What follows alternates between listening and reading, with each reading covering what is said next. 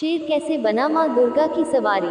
शेर के माँ दुर्गा का वाहन बनने की कहानी तब शुरू होती है जब देवी पार्वती घोर तपस्या करके भगवान शिव को पति के रूप में पाने की कोशिश कर रही थी। सालों तक तप करने के बाद माता पार्वती को भोले भंडारी अपनी पत्नी के रूप में अपना लेते हैं। इसी बीच तपस्या की वजह से माँ पार्वती का रंग काफी काला पड़ गया था। एक दिन ऐसे ही बातचीत के दौरान भगवान शिव माँ पार्वती को काली कह देते हैं। ये बात उन्हें पसंद नहीं आती। वो नाराज होकर दोबारा तप करने के लिए चली जाती हैं।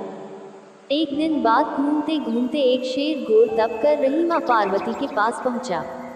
उन्हें खाने की इच्छा से वो वहां घूमता रहा। माँ को तप में लीन देखकर शेर भी वहीं इंतजार करता रहा।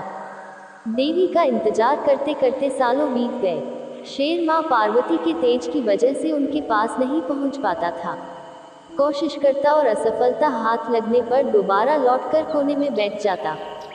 होते होते कई साल बीत गए। माँ के तप से खुश होकर भगवान शिव प्रकट हुए और माँ से मनचाहा वर मांगने को कहा। देवी पार्वती अपना गोरा रंग वापस चाहती हैं। भगवान ने आशीर्वाद दिया और वहां से चले गए।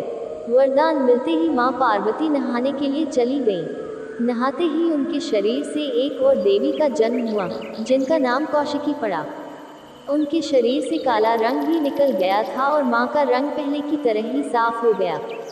इसी वजह से माता पार्वती का नाम माँ गौरी भी पड़ गया। नहाने की कुछ देर बाद माँ की नज़र शेर पर पड़ी। शेर को देखते ही उन्होंने भगवान शिव को याद किया और शेर के लिए भी वरदान मांगा।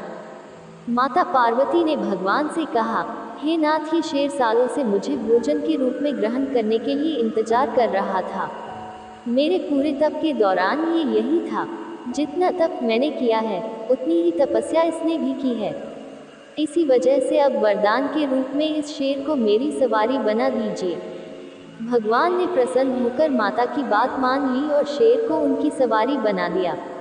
आशीर्वाद मिलने के बाद माता शेर पर सवार हो गईं और तभी से उनका नाम माँ शेरावाली और दुर्गा पड़ गया।